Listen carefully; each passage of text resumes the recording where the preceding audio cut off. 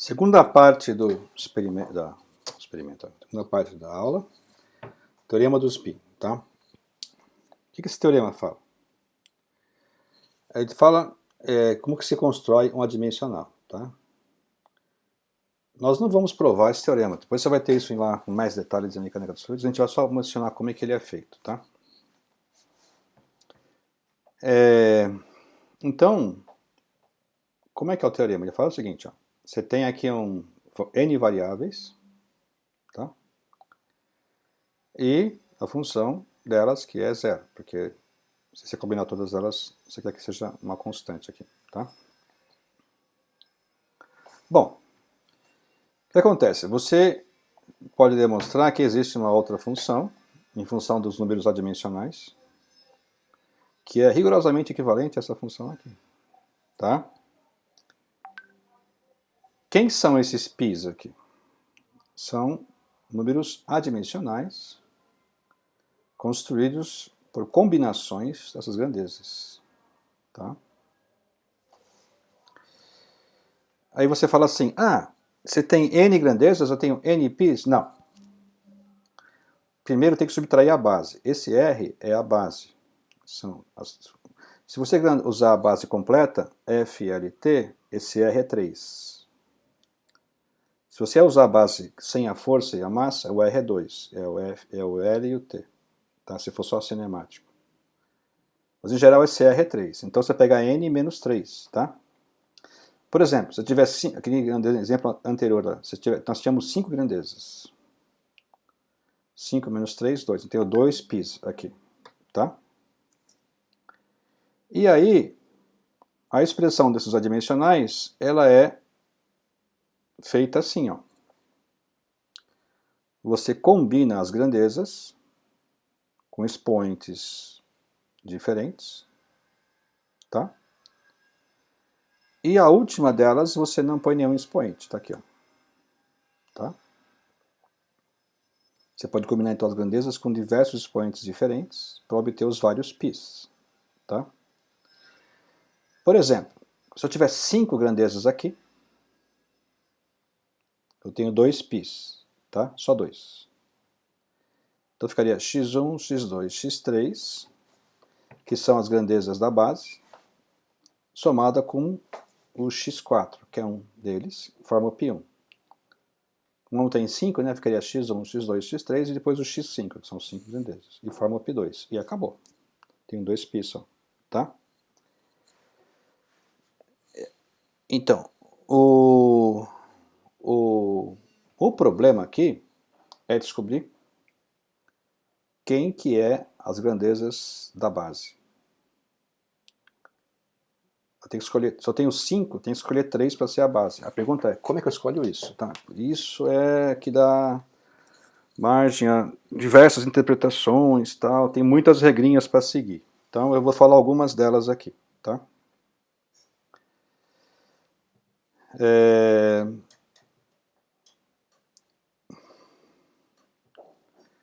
O que acontece então? Quando você constrói os π's, os primeiros fatores, R-fatores, são sempre os mesmos, tá? Vamos supor que você tem 5 grandezas aqui. Então vamos supor que 1, 2 e 3 seja a base. Então ficaria 1, 2 e 3, 1, 2 e 3. E aí aqui seria o 4 e aqui seria o 5, sem expoente. E aí você acha o π1. Vou te dar um exemplo. Hoje, no exercício E6, tinha lá para você descobrir a forma da velocidade, certo? E tinha potência, tinha a massa, o tempo e a velocidade. Vamos supor que você escolhe então potência, tá? Elevado a alfa, massa elevado a Azinho, massa elevada a B, e o tempo elevado a C, e aqui ficaria a velocidade. Foi isso que você fez no exercício, tá? Você falou que a velocidade passou para lá, a velocidade era igual a isso.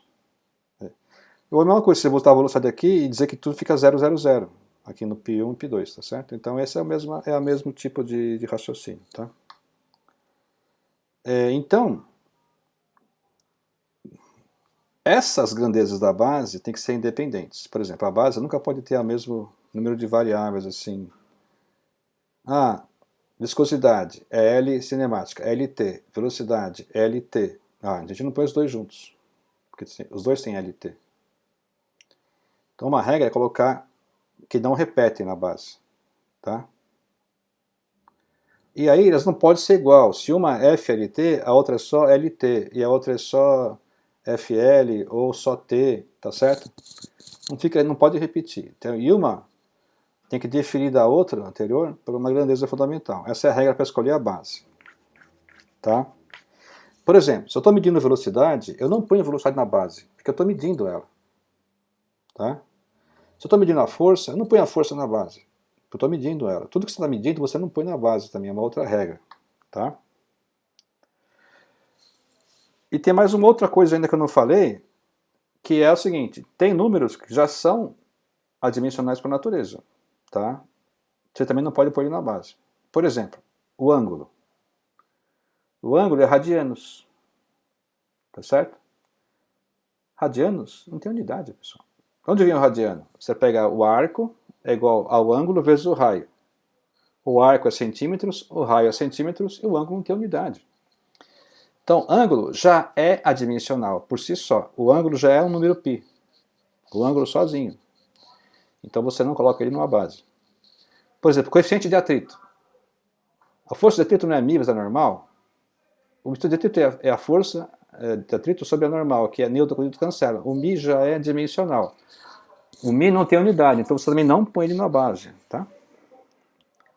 Então, por exemplo, se eu tiver um sistema assim, ó, tá?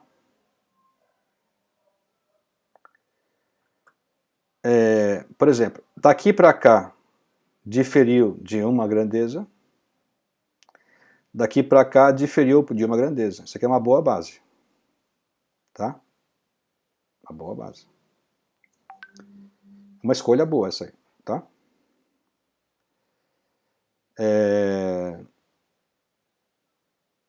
Aí você pode calcular adimensionais baseados nessa base. Tá?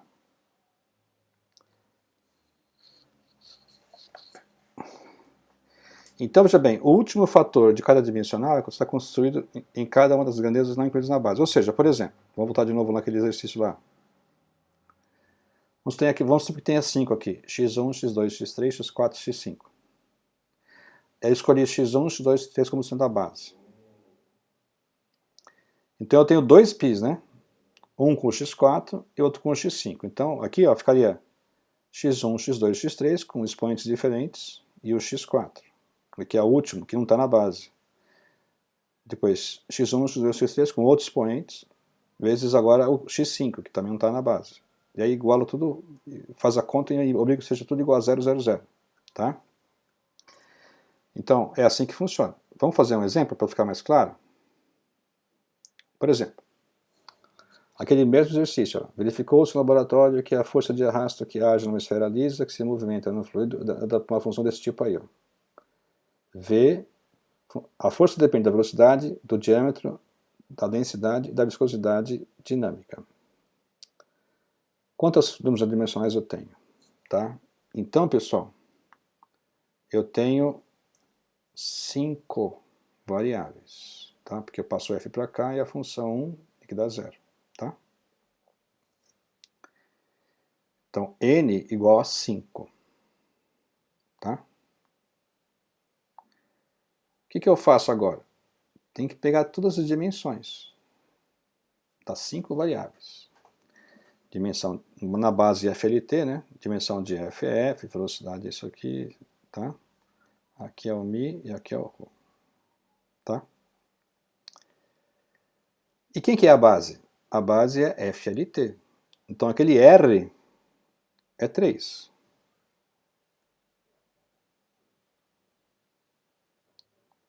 Mas o N é 5.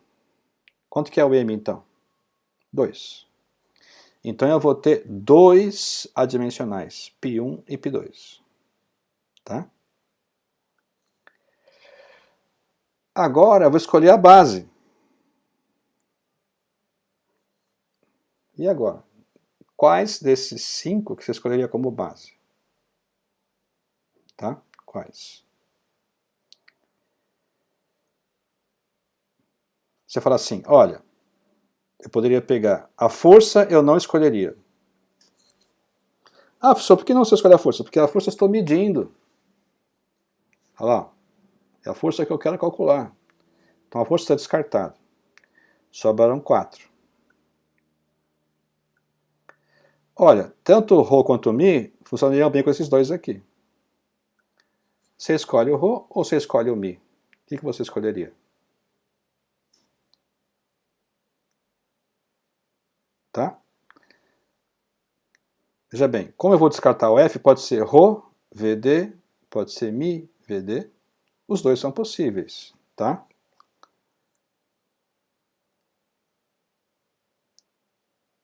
Só que você não pode ter esses dois ao mesmo tempo. Por quê? Porque eles não diferem entre si por um adimensional. Todos eles têm os dois adimensionais. Então, não, esses dois ao mesmo tempo, não. Ou o Rho com esses dois, ou o Mi com esses dois, tá? Então eu vou escolher esse cara aqui, tá?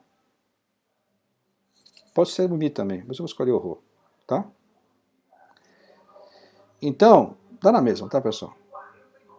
Então eu vou conduzir o seguinte, então vai ficar assim, ó. Rho, V e D, a base. Rho, V e D, a base. Rho, V e D, a base. Rho, V e D, a base. Então, Rho, π1 é alfa 1, alfa 2, alfa 3. E vou juntar com quem está faltando. Se tinha 5, usei 3, sobrou 2. Então, eu vou usar primeiro a força. Vou chamar de π1. Depois, no outro, eu pego Rho, V e D, a base. Rho, V e D, a base. E uso o outro que eu não usei ainda, que é o Mi. O que eu encaixo por último não tem expoente, senão não tem resposta ao problema, tá? Esse aqui não tem expoente, esse aqui não tem expoente, tá?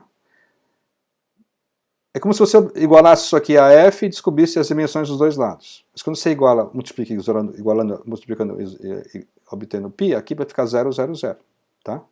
π2 também é 0, 0, 0, também porque são adimensionais. E agora, pessoal, tem que resolver isso aqui para achar os π1 e π2, que é a sisteminha de equações. Tá? Os alfa 1, 2 e 3, os beta 1, 2 e 3. Tá? Então vamos lá. π1, alfa 1, V, D, F.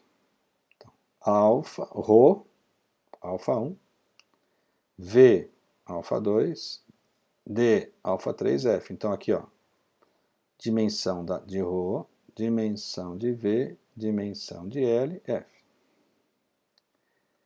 E aí o que você faz? Iguala isso aqui a um número π que é adimensional, 0, 0, 0.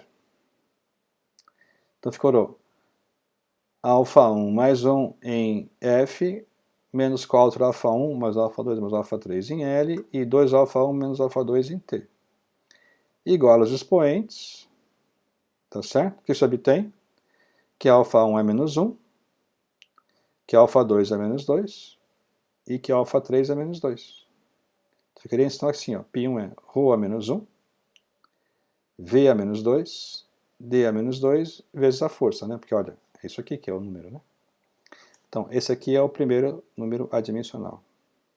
π1 é F sobre Rho, V quadrado, D quadrado. Eu já tinha mostrado isso no começo da aula, então descobri de onde veio, tá certo? Esse é o número de Euler, tá? Agora vamos achar o outro, né? Que é com o Mi aqui. Novamente, π2 é um adimensional. Aqui o Rho, a beta 1, V, a beta 2 e D, a beta 3. E a dimensão do Mi. O Mi dinâmico, tá?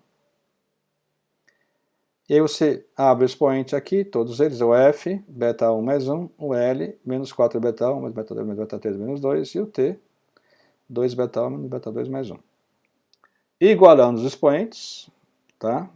O beta 1 vai dar menos 1, o beta 2 vai dar menos 1, e o beta 3 vai dar menos 1 também. Nossa, tudo menos 1. Então fica assim, ó, π2 igual a Rho menos 1, VA menos 1, DA menos 1, vezes μ. Então, π2 é isso aqui, ó, μ sobre ρ VD. Isso aqui é o número de Reynolds, só que invertido, né?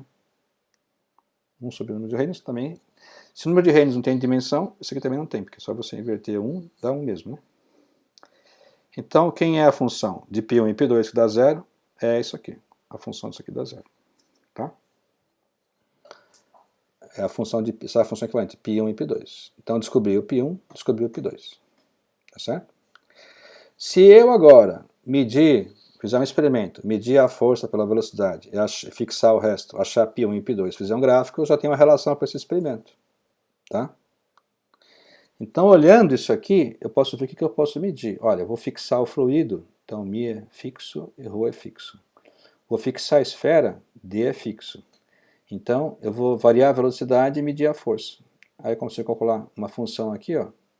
Para cada f e v que eu medir, eu vou ter o π1 e o π2. Aí eu posso fazer um gráfico de π1 contra π2 e estudar o movimento por completo. Tá certo? Uma outra exercício. Ó. A velocidade de um corpo em queda livre é função somente da aceleração da gravidade g e da altura de queda h. Determinar a função de números adimensionais referente ao fenômeno. Tá? Então, eu tenho o quê? Velocidade, aceleração da gravidade, altura da queda.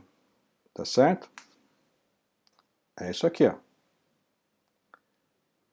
Velocidade, ação da gravidade e h. Eu tenho 3 variáveis, então n igual a 3. E aqui, ó, pessoal, se eu pego aqui velocidade, o g e o h, repara que não tem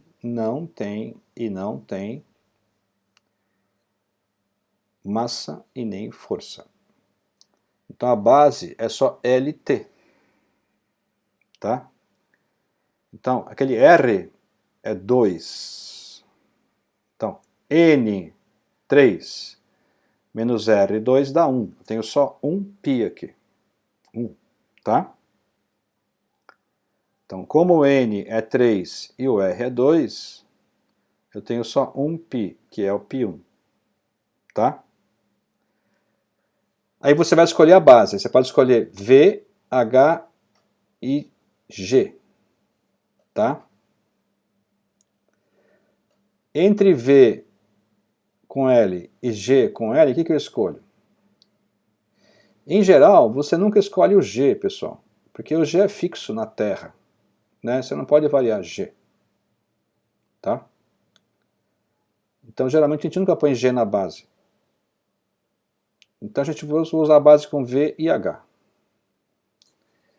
Ou seja, se eu combinar V elevado a alfa 1 com H elevado a alfa 2 com G, que é o terceiro que está faltando, tem que dar 0 a combinação, tá certo?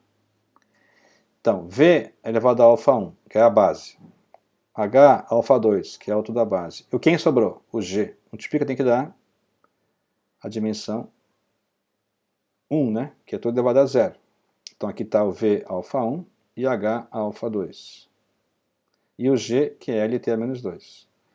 Aí soma aqui, descobrimos que alfa 1 mais alfa 2 mais 1 é 0, e menos alfa 1 menos 2 é 0. O que eu descubro então? Que alfa 1 é menos 2, e alfa 2 é 1. Então o π é V a menos 2, HG.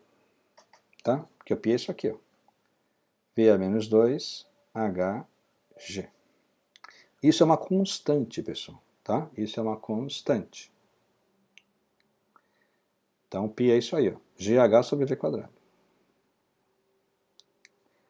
Essa constante, pessoal, é a constante da fórmula.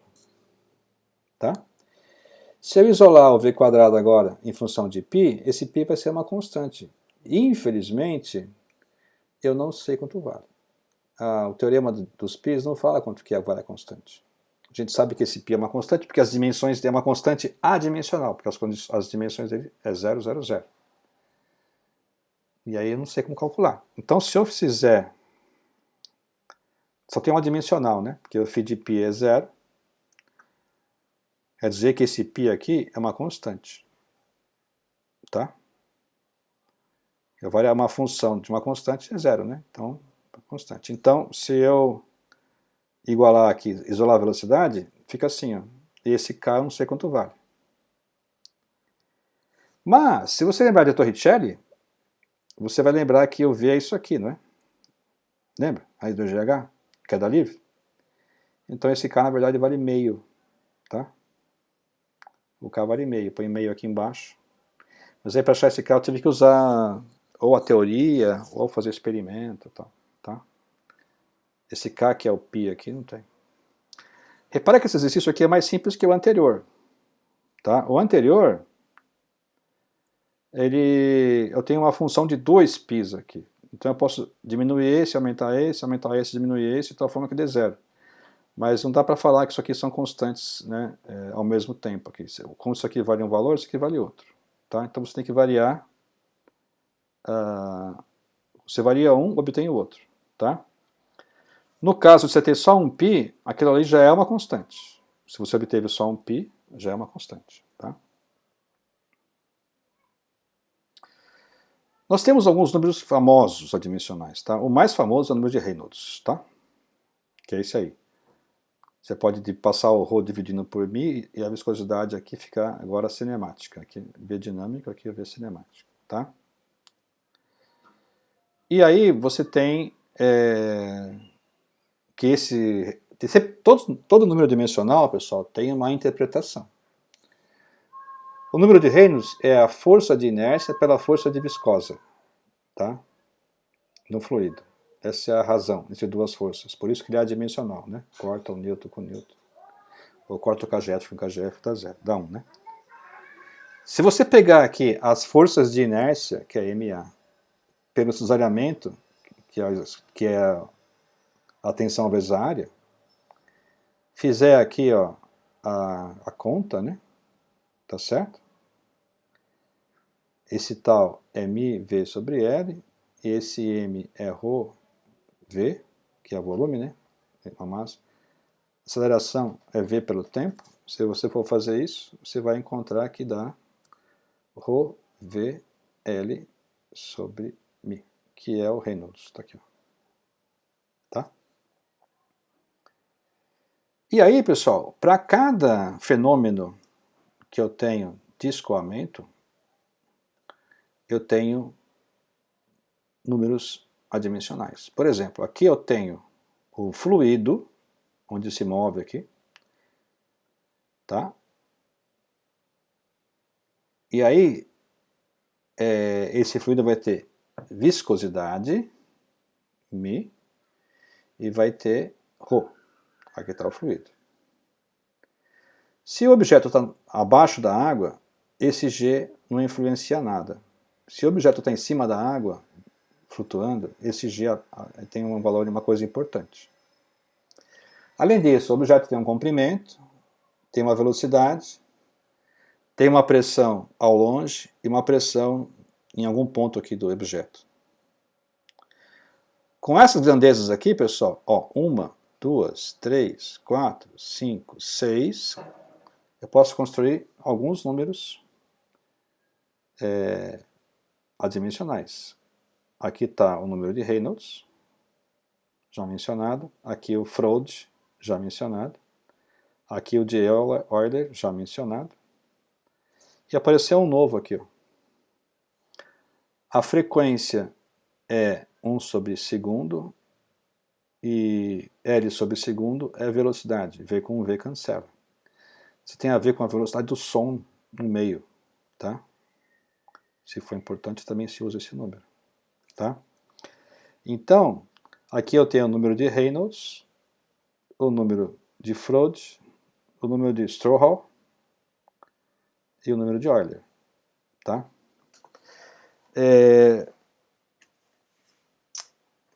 Então, aqui no livro que eu estou usando, que esse aqui é um livro do professor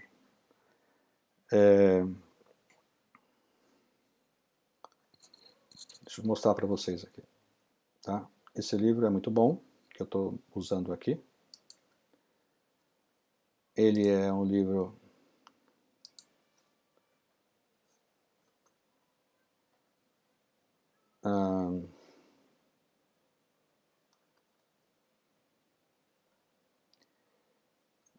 do professor Franco Brunetti, tá? Mecânica dos fluidos. O professor Franco Brunetti, ele faleceu há alguns anos atrás já, mas ele era companheiro da gente lá na Universidade de São Judas Tadeu. Ele deu aula por muitos anos também na FEI, na Mauá. O professor Brunetti é uma autoridade, né, mundial em mecânica dos fluidos. Tá? Ele é mundial. Tá? Foi um excelente professor, os alunos adoravam ele, e ele é um professor que merece todas as considerações aqui. Tá? Professor muito bom mesmo.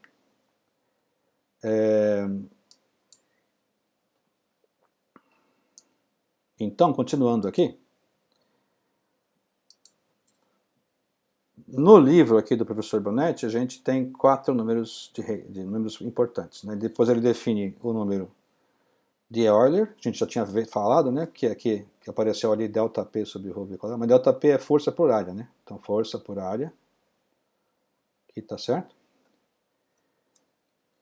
E aqui tem a interpretação do número de Euler. Depois tem o número de Froude, importante em movimentos de escoamento, né? Onde tem barragens e tal, escoamento de canais. Às vezes o número de Froude também está, um raiz quadrada aqui fica V sobre raiz de LG. Tá? E um outro número que o professor usa também é o número de Metz. O número de Metz é V sobre C. C é a velocidade do som no fluido e V é o V do objeto. Tá? Você pode classificar então se o C é maior que 1 é supersônico, se é menor que 1 é sônico. Tá? E aí também tem importância em resolução do exercício onde envolve a velocidade de propagação do som no líquido. Isso é muito importante, por exemplo, em ultrassom. Né? Para você calibrar a máquina de ultrassom, a ultrassom penetra no corpo humano, é tudo líquido lá dentro. Né? Então a calibração de ultrassom envolve o número de Metz. Tá? Aí você fala assim, nossa professor, são 4 dimensionais? Já vai dar muito trabalho para a gente ficar pensando em qual que é o uso, né? Aí eu vou te falar uma coisa, infelizmente, pessoal, não são 4 dimensionais, tá? Aqui eu tenho uma foto de outro livro, né?